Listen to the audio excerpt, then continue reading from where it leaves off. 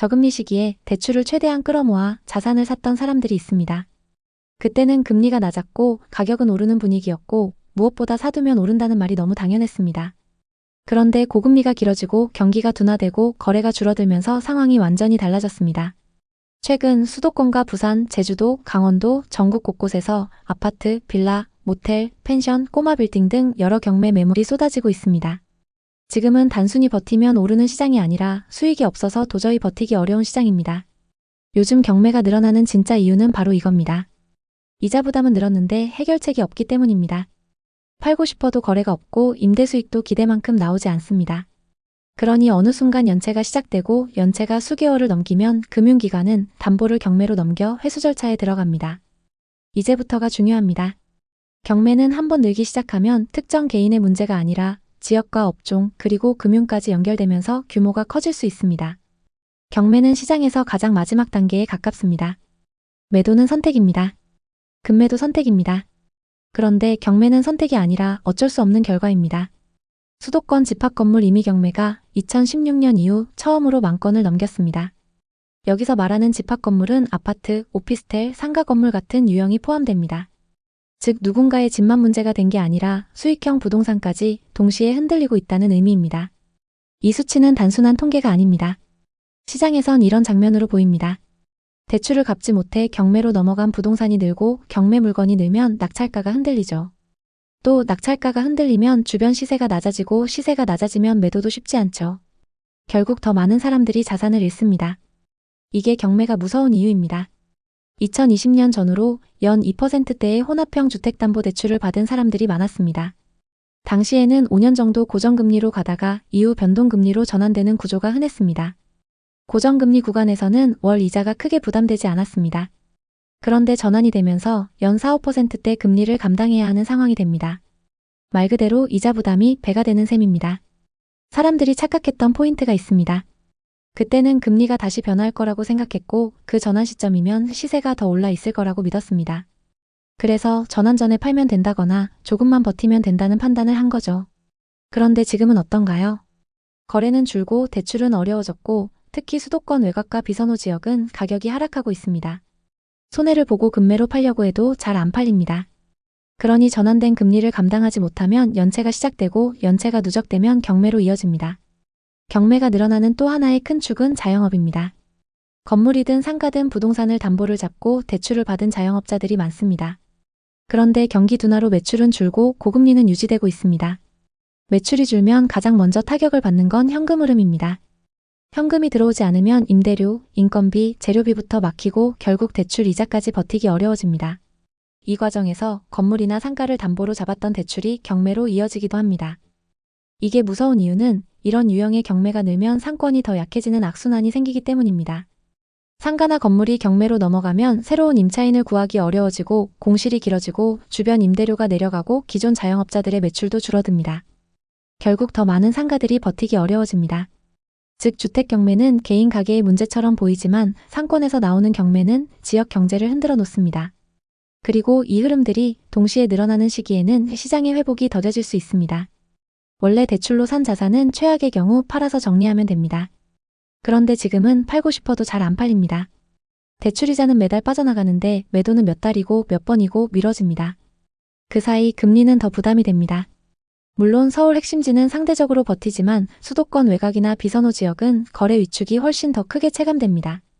최근 가평과 청평, 강원도 등에서 모텔, 펜션 경매 매물이 쏟아지고 있습니다. 장사가 안 되면서 건물을 담보로 받았던 빚을 갚지 못하는 상황에 놓인 건데요. 사업이 흔들리면 건물 한 채는 생각보다 쉽게 무너진다는 것, 그리고 대출 구조는 누구에게나 동일하게 적용된다는 것을 보여줍니다. 대출이자, 사업 현금 흐름, 거래 위축, 이 세 가지가 동시에 겹치면 소득이 크든 작든 유명인이든 아니든 버티는 힘은 급격히 떨어질 수 있습니다. 경매가 늘 때 가장 먼저 흔들리는 곳은 현금 흐름이 약한 곳입니다.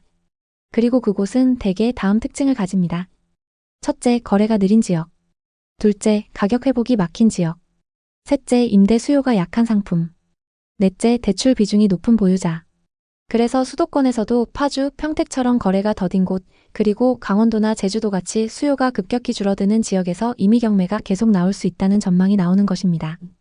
지금부터는 한때 핫했던 풀빌라 이야기를 해보겠습니다. 경치 좋은 곳에 위치한 고급스러운 건물들과 수영장은 외국 휴양지를 연상케 했고 많은 사람들이 몰려들었습니다. 성수기에 가려면 최소 30만 원은 줘야 하고 그마저도 예약이 어려웠죠. 하지만 요즘 풀빌라는 그때와 전혀 다른 분위기입니다. 사람은 한 명도 없고 방치된 채 폐허처럼 남아있는 곳이 많습니다. 그중 한 곳의 상황을 살펴보겠습니다. 건물 외벽은 빛바랜 페인트로 얼룩져 있고 나무 데크는 썩어서 발을 디디면 푹푹 꺼집니다. 수영장은 물 대신 이끼와 쓰레기로 가득하고 주차장에는 녹슨 트럭 한 대가 덩그러니 방치되어 있습니다. 최근 단지 맨 아래쪽에 있던 마지막 건물마저 경매로 넘어갔고 주인도 손님도 관리인도 모두 떠난 텅 빈 마을이 되었습니다. 이 풀빌라 낙찰될 가능성은 희박해 보입니다. 이곳은 이제 완전히 폐허로 변해버렸습니다. 2017년 제주 부동산 개발이 한창 뜨겁던 시기 김영수 씨는 이 풀빌라 단지의 분양 광고를 접했습니다. 제주도의 건설업체는 수익형 부동산이라 주택수에 포함되지 않아 종합부동산세 걱정이 없고 매달 안정적인 임대 수익을 보장한다는 말로 투자자들을 끌어들였습니다. 당시 제주도는 관광붐으로 들썩였고 풀빌라 수요가 폭발적으로 늘던 때였죠.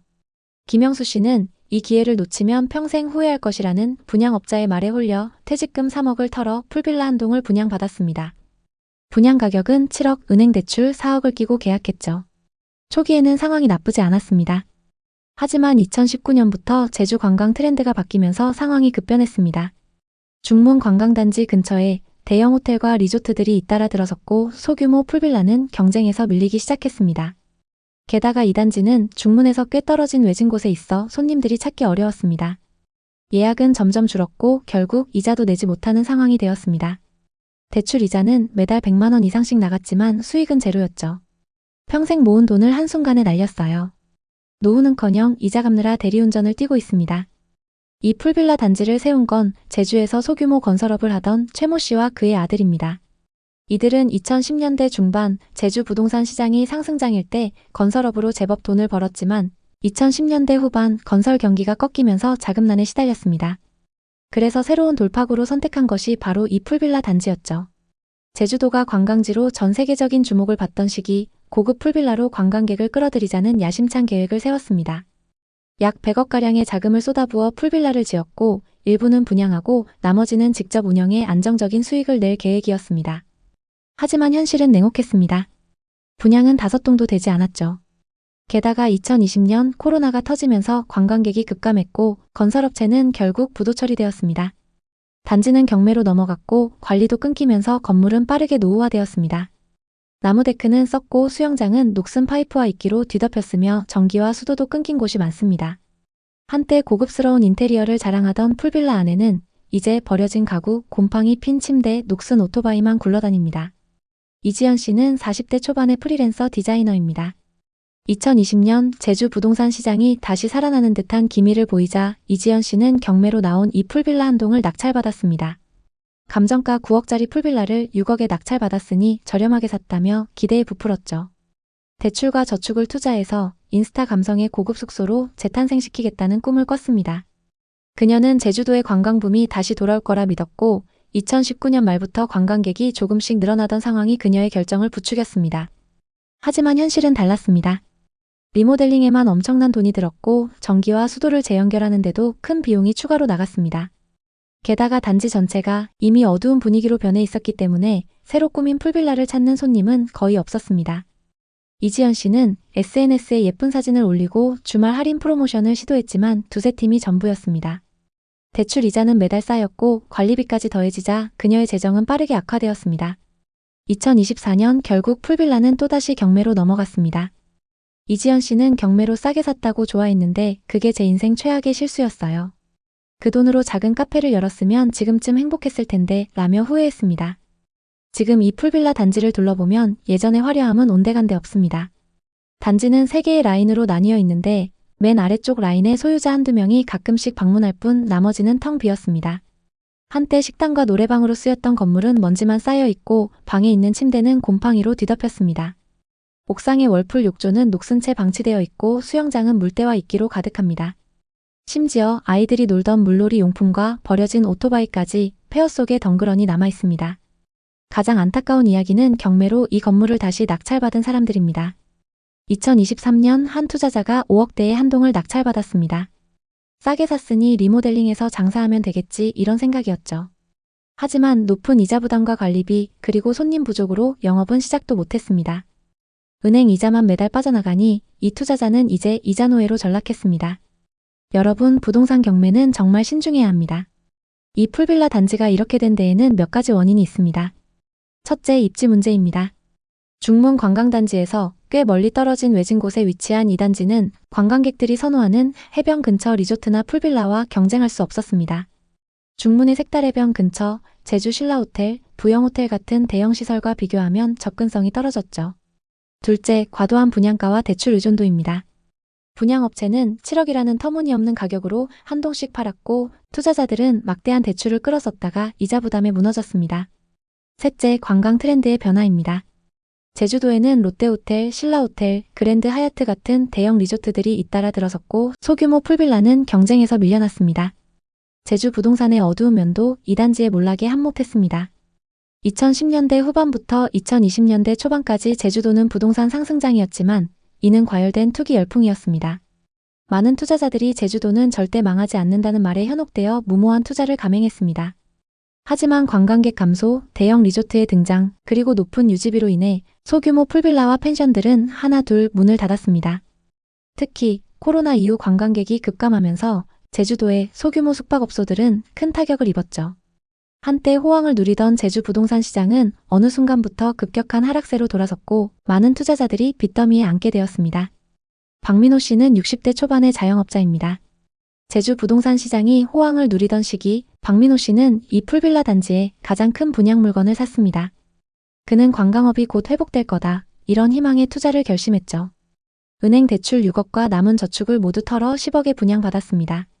박민호 씨는 가족과 함께 풀빌라를 운영하며 노후를 보내겠다는 꿈을 꿨습니다. 당시 제주도는 코로나 이후 관광객이 서서히 늘어나던 시기였고 부동산 시장도 다시 뜨거워지고 있었습니다. 하지만 결과는 참혹했습니다. 대형 리조트들이 시장을 장악하면서 소규모 풀빌라는 설 자리를 잃었습니다. 박민호 씨는 손님을 끌기 위해 숙박비를 낮췄지만 예약은 한 달에 한두 팀에 불과했습니다. 게다가 단지의 황량한 분위기 때문에 손님들은 분위기가 어둡고 무섭다며 떠났습니다. 대출 이자와 관리비로 저축은 모두 날아갔고 2024년 결국 풀빌라는 마지막 경매로 넘어갔습니다. 박민호 씨는 부동산 사기꾼 말만 믿지 않았어도 이렇게 망하지는 않았을 텐데 라며 눈물을 흘렸습니다. 이 단지들은 이제 건물 가치마저 제로에 가깝습니다. 철거 비용도 만만치 않아 이곳은 그냥 폐허로 남을 가능성이 큽니다. 게다가 산을 깎아 대규모로 공사한 후 방치된 곳의 경우 산사태 위험도 있어 전원 생활을 꿈꾸는 이들에게도 적합하지 않습니다. 한 투자자는 이런 곳에 누가 숙박하러 오겠나 동남아 리조트가 훨씬 싸고 낫다고 푸념했습니다. 제주도 풀빌라 단지의 이야기는 부동산 투자에 대한 강력한 경고입니다. 수익형 부동산이라는 달콤한 말에 현혹되지 마세요. 특히 상승장일 때 무모한 투자는 큰 위험을 동반합니다. 입지, 시장 트렌드, 자금 계획을 철저히 점검하지 않으면 앞서 살펴본 투자자들처럼 통곡하며 떠나게 될 수도 있습니다. 오늘의 이야기 어떻게 들으셨나요? 오늘의 이야기에 공감하셨다면 구독과 좋아요를 눌러주세요. 오늘도 시청해주셔서 감사합니다.